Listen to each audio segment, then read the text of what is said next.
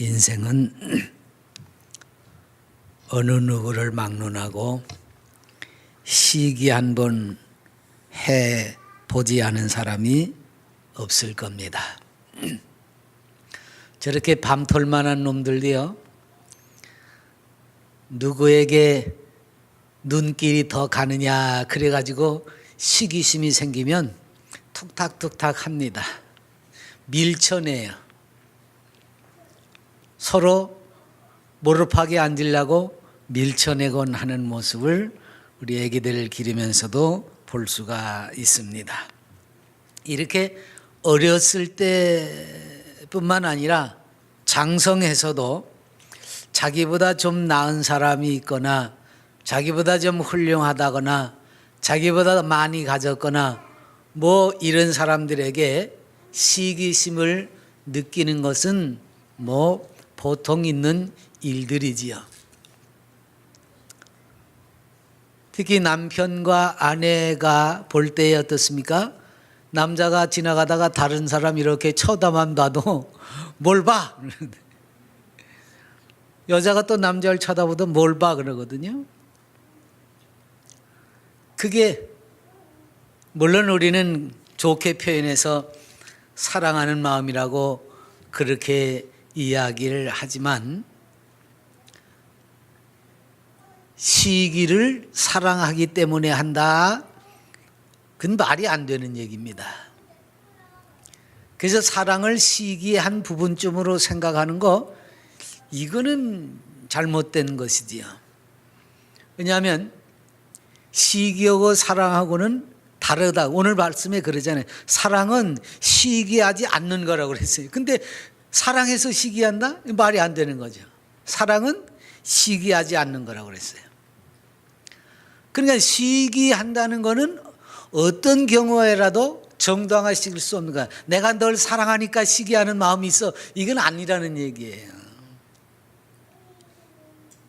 그래서 그런 마음들이 생겨질 때에 우리는 내가 이게 시기가 일어나는 게 사랑이 아니고 사랑이 식어가는 거구나 하는 거를 우리는 먼저 깨달아야 돼요.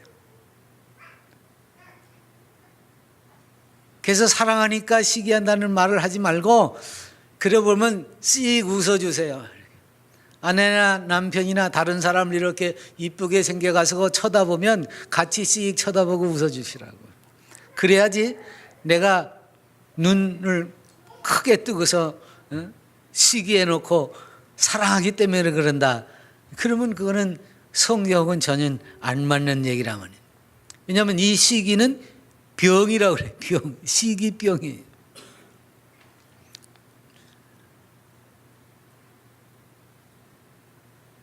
말하자면 심리적인 병이에요. 이게 어떤 육체의 질병이긴 하지만 이 겉으로 나타나는 그런 질병이 아니라 마음에 생기는 병입니다.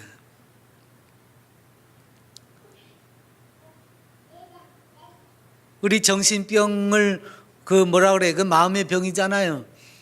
우리나라 사람들이 그걸 참 이상하게 생각해가지고 자꾸 감추려고만 하는데 아니요, 그것도 치료하면 고쳐져요.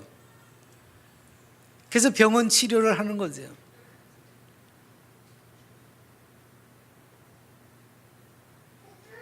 근데 그런 걸 이제 병력을 가지고 사람을 이상하게 몰아가서 그렇지 그 결코 나쁜 건 아닙니다. 육체의 질병은 한 가지, 마음의 병이거나 아니면 손발에 걸린 병이거나 뭐 오장육부에 걸린 병이거나 이 질병이니까 그냥 고치면 되는 겁니다. 사랑은 시기하지 않는다고 했는데 시기가 생기면 어떻게 해요? 이거 고치면 되는 거예요.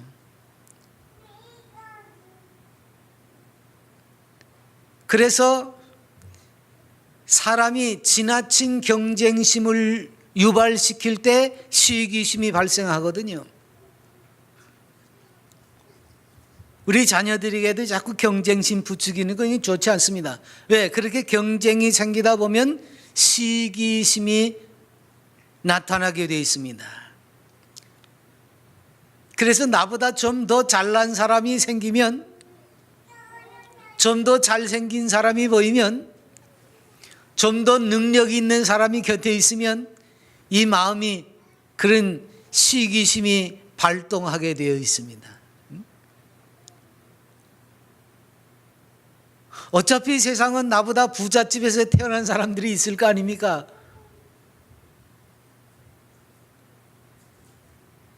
그런 것 때문에도 시기심이 생기게 마련입니다.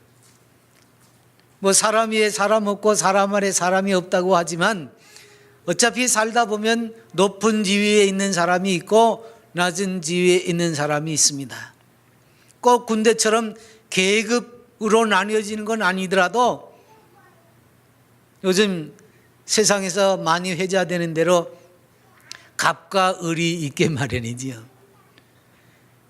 그래서 갑질하는 사람을 욕하면서도 그 속엔 시기심이 발생을 하게 되어 있습니다. 이런 사람은 나중에 자기가 좀 돈이 많거나 지위가 높아지거나 권력이 세지거나 그러면 똑같이 갑질을 할 수밖에 없는 사람입니다. 왜? 그 시기심은 어디 내가 한번 그 자리에 가면 니네들 가만 안 두겠다 그런 걸로 나타나게 되어 있기 때문에 그래요. 그래서 불안하고 초조하고 긴장에 시달리고 자꾸 짜증을 나타내게 됩니다. 이게 심리적으로 불안정한 거지. 사람들에게 인정을 받지 못해서 그렇게 되는 경우도 있지만 자꾸 이렇게 불안정해지다 보니까 점점 더 사람들에게 인정을 받지 못하고 더 구렁텅이로 빠져들어가는 경우가 종종 있습니다. 그럼에도 불구하고 사람들은 자꾸 이런 데서 벗어나지 못하고 가정에서도 자녀들 사이에서도 이런 마음을 자꾸 유발시켜요. 요즘 뭐 한두 아이만 기르니까 그러긴 한데 자녀들을 놓고도 자꾸 비교하지요. 자기네 자녀 비교하는 것도 모자라서 이웃집 자녀하고 비교하지요. 그래서 아무개는 뭐 성적이 어떻더라 너는 왜 그 모양이냐 이렇게 되는 거예요. 형은 이러는데 넌 왜 이 모양이야 그렇게 되는 거지. 그냥 비교당하면서 자신을 몰아세울 때에 느껴지는 그 열등감이 점점 더 이렇게 사람을 옥죄게 됩니다. 그러면 능력을 발휘할래도 발휘할 수가 없습니다. 근데 우리는 자주 그런 실수를 저지르게 되죠. 또 같은 부류에서 같은 또래인데 비교를 당하게 되면 거기에서 이제 시기심이 생기는 겁니다. 차이가 워낙 나면 시기심도 안 생겨요. 근데 비슷한 또래에서 아주 요만큼 차이 가지고 비교를 당하면 이렇게 시기심이 발동해서 누가 좀 이쁘지 그럼 뭘 그러는 거예요. 나를 이쁘다고 해야 되는데 나를 이쁘다고 하지 않고 저 사람을 이쁘다고 하니까 뭐가 이뻐 그러는 거예요. 자기가 봐도 이쁘긴 해요. 그런데도 그걸 인정하지 못해요. 시기심 때문에. 여자만 그러는 게 아니라 남자도 마찬가지입니다. 그래서 조금만 자기보다 더 관심을 받는 사람이라면 거기에서 시기심이 발동을 하게 되는 거죠. 뭐 우리는 가정에서 늘 그렇잖아요. 자녀들이 우리는 장녀, 장남 제일 좋아하지요. 부모네들이. 우리나라만 그런 게 아니고 서양 사람들도 그래요. 다 똑같이 하는 것 같지만 서양 사람들도 그런 경향이 있어요. 그래서 맞이를 더 좋아하게 되고 맞이를 더 끼고 돌게 됩니다. 그러면서도 부모는 늘 그러죠. 나는 똑같이 살아간다고. 근데 당하는 사람 입장에서는 안 그래요. 그래서 둘째가 늘 비교를 당하고 혹은 섭섭한 마음이 많아요. 이게 둘째 증후군이라고 그래. 둘째 증후군이라. 그래서 더 관심을 받으려고 애를 쓰다가 보니까 오히려 둘째가 더 잘 되는 경우가 많습니다. 가슴에는 뭔가 극복해 보려고 하는 마음이 솟구치고 겉으로는 어떻게 해서라도 나도 인정받아야 되겠다는 그런 것 때문에 더 많이 노력을 경주해서 잘 되는 경우도 많이 있습니다. 그런데 잘 돼도 평생을 그걸 안고 살아요. 이게 참 문제예요. 잘 돼도 평생을 나중에 어른이 돼가지고도 다 풀어졌다고 그러는데도 마음속에 남아있어. 언니보다 내가 사랑을 덜 받은 것 같은 그 마음이 평생을 가요. 나중에 아무리 잘해주고 아무리 지가 더 잘나게 나가고 더 잘 벌고 잘 살아도 그 마음은 안 사라져요. 비교를 당하면서 굳어진 그 마음은 변함이 없습니다. 참 안 바뀌어요. 그 마음이 잘 안 풀어집니다. 그래서 부모네들은 둘째를 오히려 더 많이 사랑할 마음을 작정을 해야 돼요. 자녀들을 기르면서. 왜냐하면 늘 불안정하고 울기 잘하고 초조해하고 이게 다 사랑을 받지 못해서 생기는 현상이거든요. 그래서 특별히 맛있는 걸 사주거나 따로 시간을 좀 보낼 수 있다거나 이러면서 그 마음을 풀어줄 필요가 있습니다. 그래서 비교당하지 아니하고 나도 여전히 사랑을 받고 있다 하는 것이 느껴질 수 있도록, 이건 뭐 말로 해서 되는 게 아닙니다. 어떤 행동으로 보여줘야 돼요. 부모가 자꾸 둘 사이를 비교하고 비교하지 않을 것까지 자꾸 비교하잖아요. 아니 어떤 놈은 말을 일찍 할 수도 있지만 어떤 놈은 말을 더디 할 수도 있어요. 두 돌도 안 돼서도 말을 잘하는 놈이 있는가 하면 네 돌 돼가는 데까지도 말이 어버버한 놈들이 있어요. 그런데 그걸 가지고 자꾸 저놈은 지언니처럼 말을 빨리 못한다고 그러면서 하니까 그 마음에 상처가 생기게 마련입니다. 그래서 이렇게 비교를 당하거나 편애를 겪은 사람들이 그 마음속에 병을 앓게 되는데, 그런 것이 어떤 그 열등감이라든가 이런 것들로부터 시작해서 성장하면서 이런 시기심으로 남에게 지지 않으려고 하는 이런 것으로 인해서 오히려 스스로를 한편으로는 지독하게 발전을 시키는 경향도 있지만 그보다는 오히려 그 마음의 병으로 위축되는 경우가 상당히 많습니다. 그래서 이런 열등감을 가지고 있는 사람이 사람들에게 비교당할 때 또는 사람들이 좀 입을 삐죽일 때 시기가 생기게 되는 거지요.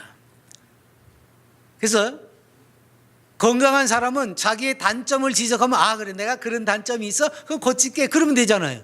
근데 건강하지 못하고 이렇게 지금 열등감이 있는 사람들, 그래서 시기심이 생기려고 하는 사람들은요, 단점을 지적하면 어쩔래? 네가 뭐 내가 이러는데 뭐 보태준 거 있어? 그러면서 바로 치고 나가죠. 싸우려고 덤벼들 수밖에 없어요. 그러면서도 위축되고 그 다음에 그 시기심으로 인해서 자꾸 그래 해볼 테면 해봐 이렇게 되는 거예요. 이제 우리 신앙적으로도 자꾸 기도 많이 했다고 하는 사람들이 자녀들, 내가 널 위해서 얼마나 기도를 많이 했는데, 내가 너 얼마나 많이 하나님 앞에 내별, 그거 어찌라고? 그죠? 기도에 공치사 하는 거지요, 이거. 누가 기도해 달랬어? 그런 거죠. 당하는 입장은 그런 거예요. 건강한 사람이면 아이고 고맙습니다. 나를 위해서 그렇게 기도해 주시는. 근데 비교당하고 시기심이 발동한 사람에게는 그런 얘기 아무리 해봐야 소용이 없어. 누가 기도해 달랬어? 이렇게 나오는 거예요. 이게 시기심입니다. 왜? 사랑을 받지 못했다고 생각하니까 그 사랑을 표현할 수가 없어요. 그러면서 그렇게까지 나를 위해서 기도하고 그렇게까지 나를 위해서 사랑을 베풀었다고 하는데 내가 느껴지는 건 그게 아니거든요. 사랑을 받지 못했다고 생각하고 나 때문에 기도한 게 다 헛것이라고 생각이 되는데 문제는 뭐예요? 내가 자녀라는 거지. 느껴지지 않고 믿어지지는 않지만 부모가 나를 위해서 이렇게 했다는데 나는 그게 안 되거든요. 나는 부모를 실망시켜 드리기만 했구나, 이런 마음이 들어가는 거예요. 그러니까 시기병이라는 거는요, 다른 사람하고 비교해서 시기심이 발생하기도 하지만 이것이 표출해서 덤벼들고 싸우고 이럴 경지까지 오르지 못하면 나는 이런 보잘것없는 사람일 수밖에 없구나, 부모에게 실망을 안겨드렸구나. 그래서 더 다른 형제를 시기하게 되는 겁니다.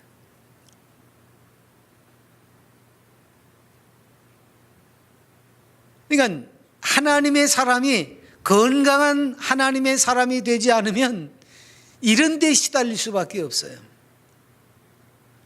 왜냐하면 우리는 다 죄된 성품을 가지고 살잖아요. 아담 이후의 인생은 전부가 다 이런 죄된 심성이 있기 때문에 그 마음 속에서부터 올바른 관계 형성이 참 힘들어요. 그래서 예수님께서 이렇게 말씀하셨어요. 사람의 마음에서 나오는 것은 악한 생각, 곧 음란과 도적질과 살인과 간음과 탐욕과 악독과 속임과 음탕과 질투와 비방과 교만과 우매함이니 이 모든 악한 것이 다 속에서 나와서 사람을 더럽게 하느니라. 이게 죄된 우리 인생의 마음속에 들어있는 겁니다.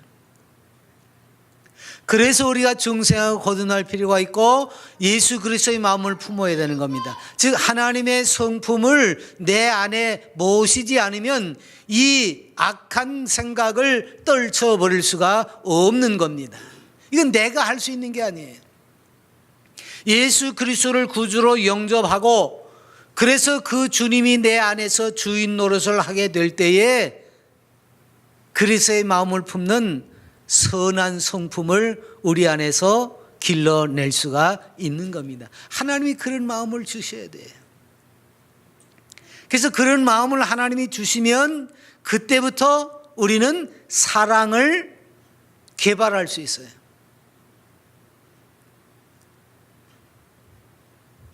그러니까 여기 고린도전 13장에 그러잖아요. 사랑은 하면서 쭉 설명하잖아요. 그 사랑은 시기도 안 하고 오래 참고 내 유익도 구하지 아니하고 남의 유익을 구하고 이러면서 쭉 설명하잖아요. 그 사랑을 하나님이 내 안에 하나님의 마음, 예수 그리스도의 마음을 넣어 주셔야 비로소 하나하나 그런 마음을 만들어갈 수 있다 그 말이에요. 내 속에 있는 죄의 성품을 하나씩 벗겨내고 예수 그리스도의 마음으로 하나씩 집어넣을 수가 있게 되는 겁니다. 그래서 예수 그리스도의 마음으로 가득 차지 않으면 사람이 죄된 성품, 인간적인 성품을 가지고 있으면, 이 세속적인 성품을 가지고 있으면 시기하고 질투하는 것이 끊임없이 내 속에 남아있게 되는 겁니다.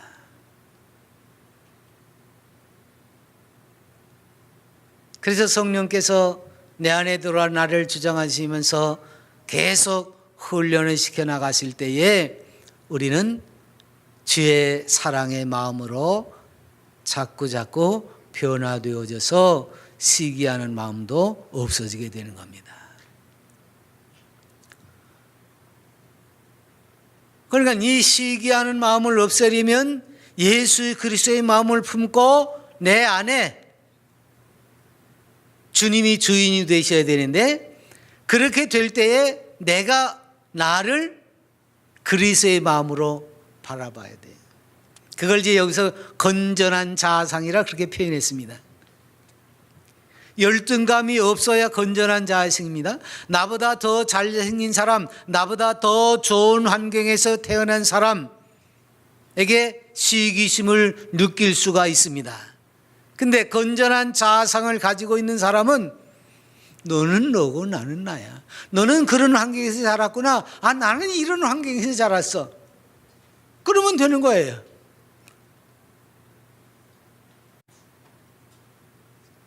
세상이 높은 산도 있고 골짜기도 있잖아요. 꼭대기에서 비바람 맞아가면서 눈비 맞아가면서 자라는 그런 나무들이 있는가 하면, 중턱에서 아니면 골짜기 시냇가에서 무성하게 자라드는 나무들도 있습니다. 산이 높으면 골도 깊은 거지요. 이 세상은 그런 거예요.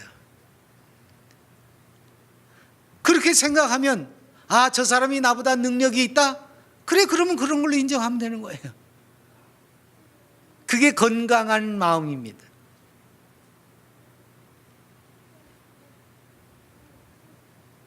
그래서 바울은 내가 나 된 것은 그랬어요. 내가 나 된 것은 다른 사람과 비교해서가 아니라 내가 나 된 것은 하나님의 은혜로 됐다 그러죠. 세상 사람들에게 어떻게 비춰지느냐가 중요한 것이 아니라 하나님의 은혜 안에 있는 내가 중요한 겁니다. 내가 나 된 것은 하나님의 은혜로 됐다 그러면 어떤 처지에 있든지 간에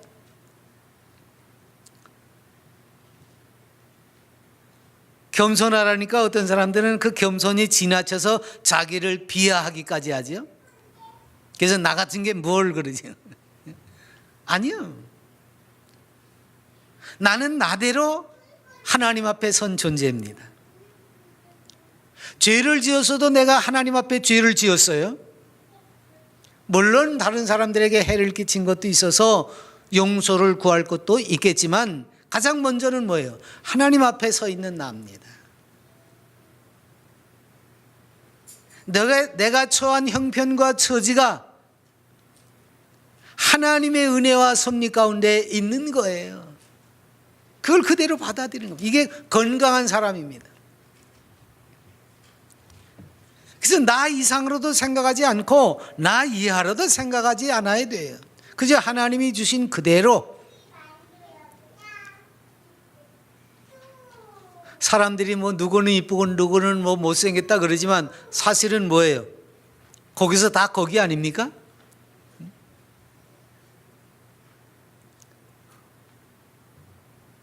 그래가지고 한다는 말이 뭐래요? 100m 미인, 200m 미인 그러죠? 가까이 오면 좀 추하게 보이고 멀리 있으면 그런 대로 봐줄만 하다고 100m 미인, 200m 미인 그런 얘기까지 합니다. 아니요. 여러분 생각해 보세요.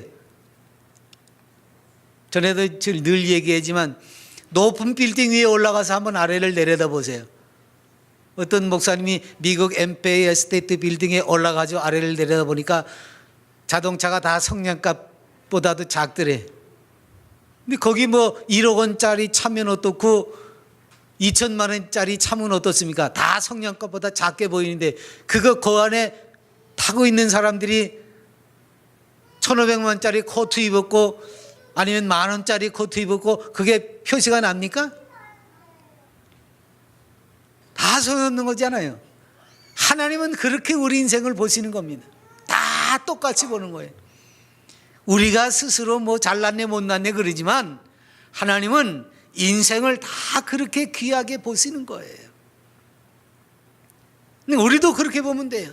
잘나고 못나고 우리가 서로 비교하고 또는 탓하고 그럴 것 없이 너는 너, 나는 나, 하나님 앞에서 복된 존재라고만 인식하고 서로 주의 사랑으로 사랑하면 되는 겁니다.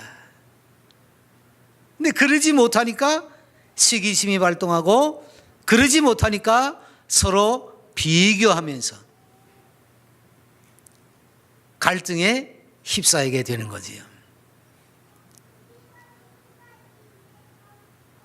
왕인데, 사울이 왕인데, 한낱 장수인 다윗이 전쟁에서 승리하고 돌아올 때 사람들이 그를 환영했다고 해서 시기심이 발동해지고 다윗을 죽이려고 수없이 쫓아다닙니다. 이게 무슨 못난인 짓입니까? 왕인데, 그렇다고 다윗이 왕을 협잡하지도 않아요. 미워하지도 않아요. 싫어하지도 않아요. 그럼에도 불구하고 다윗을 죽이려고 무던히도 노력을 합니다. 이럴 때도 다윗은 오히려 내가 주께 감사하면 나를 지으심이 심히 기묘하심이라. 주께서 하시는 일이 기이함을 내 영혼이 잘 아나이다. 오히려 쫓기고 다니고 위협을 받으면서도 다윗의 마음은 똑같이 항거하거나 미워하지 않고 그 모든 것들이 하나님께서 내게 주신 은혜로 알고 살았다, 그 말이에요. 그러니까 우리가 내가 하나님의 주신 은혜로 지금 이 모습 그대로 있다고 하는 사실을 깨닫는다고 하면 우리는 모든 관계 속에서 아름다운 것을 꽃피워갈 수가 있습니다. 물론 인생은 여러 가지 능력 또는 차이, 거기에 한계도 있기는 있습니다. 그러니까 우리가 능력이 안 되면 그 능력 한계치, 나는 여기까지구나 라고 하는 것을 우리가 알면 됩니다. 이게 내가 나 된 것입니다. 내게 주신 능력은 여기까지구나. 그래야지 그걸 내가 능력이 부족하다 그래 주저앉으란 얘기가 아닙니다.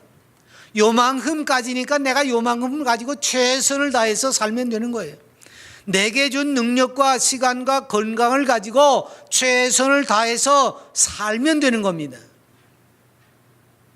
그러면 주님 앞에서 주님이 그렇게 말씀합니다.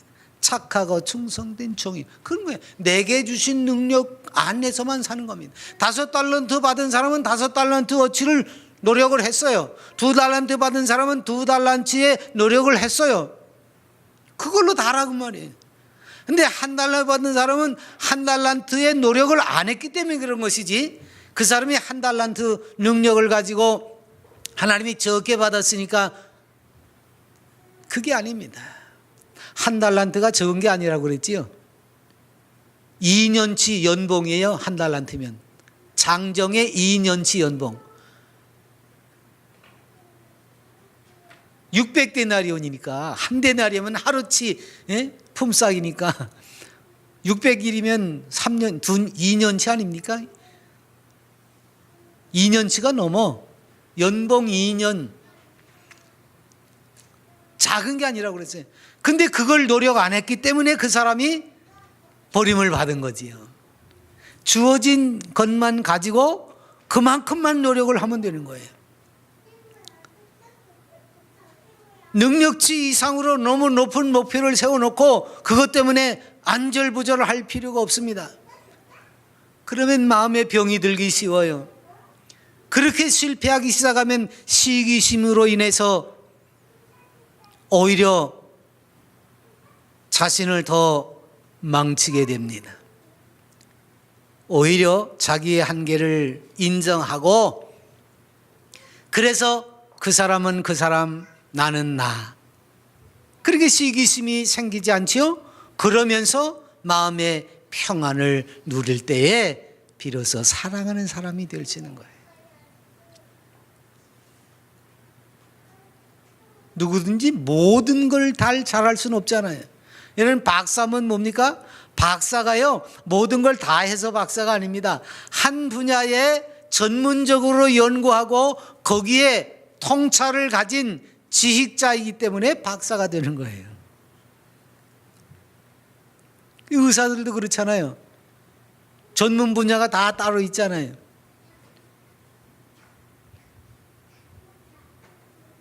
물론 기본적인 소양을 가지고 있어서 어느 정도는 살펴줄 수 있지만 속병 난 걸 외과 의사한테 가서 보이면 그건 안 되잖아요. 그게 다 박사들인데 전문 분야가 따로 있습니다. 누구나 다 잘할 수 있는 건 아닙니다. 그러니까 내게 주신 은혜대로 내게 주신 바 하나님의 능력이 머무는 만큼 내가 노력을 하고 그 안에서 사랑하면 되는 겁니다. 주께서 내게 주신 그 장점이 있어요. 나는 이거 하나는 잘하지 않아? 그러면 거기에 뿌듯한 마음을 가지고 살면 되는 거지. 그렇지 않을 때 어떻게 해요? 시기가 생길 수밖에 없습니다. 내가 잘 못하는 걸 저 사람이 잘하면 나는 못하는데 너는 잘하는구나. 그리고 함께 합력해서 선을 이룰 생각을 하면 되잖아요. 근데 내가 똑같이 하려고 하다 보니까 시기심이 발동한다 그 말이에요.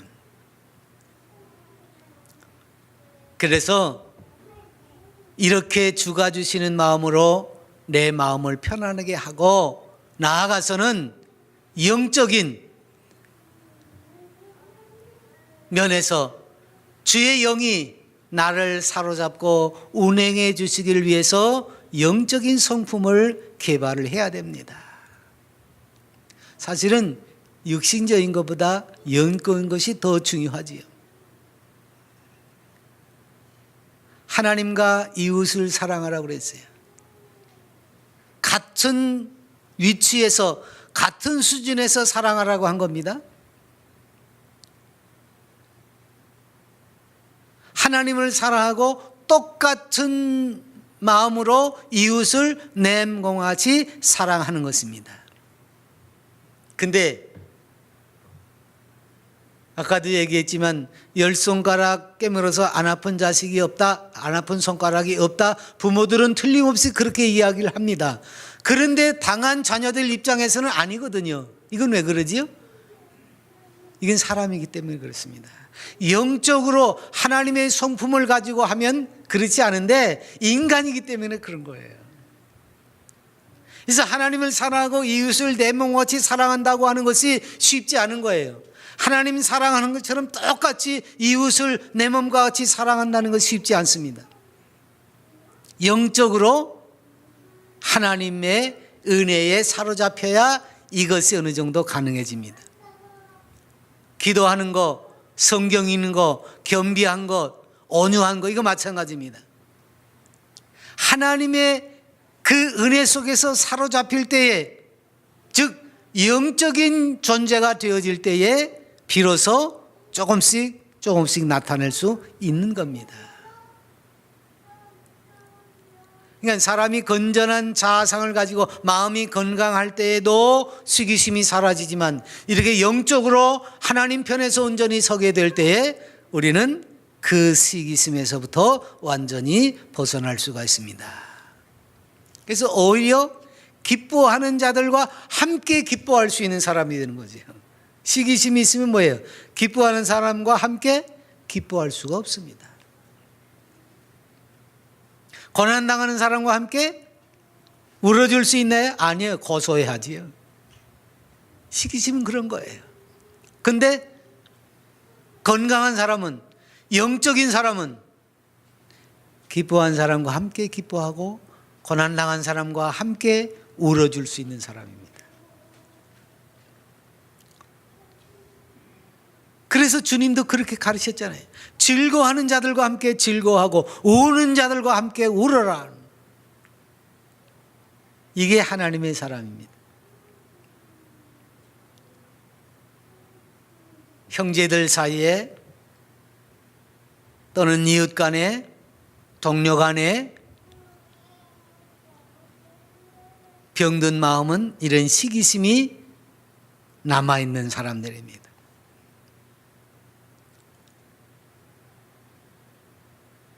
이제 주께서 우리에게 허락하시는 대로 그 말씀의 은혜에 들어가길 위해서 사모하시고, 그래서 하나님의 사랑이 내 안에 채워줄 수 있기를 위해서 성령께서 내 마음을 주장하시고 내 영을 주장하시고, 그래서 모든 것을 주의 섭리와 은혜 가운데 감당할 수 있는 그런 이가 되시길 바랍니다. 그러면 사람과 사람 사이가 좀 더 편안해질 수 있습니다. 시기와 질투가 아니라 오히려 더 많은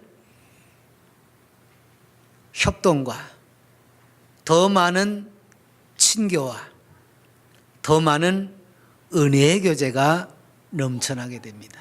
열등감, 경쟁의식, 비교의식, 이런 것들은 우리가 영적으로 또는 마음으로 건강해지기만 하면 이런 것들은 우리에게서 다 떠날 수가 있습니다.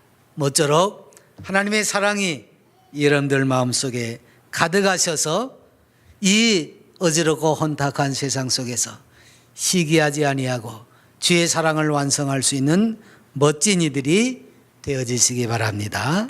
기도하겠습니다.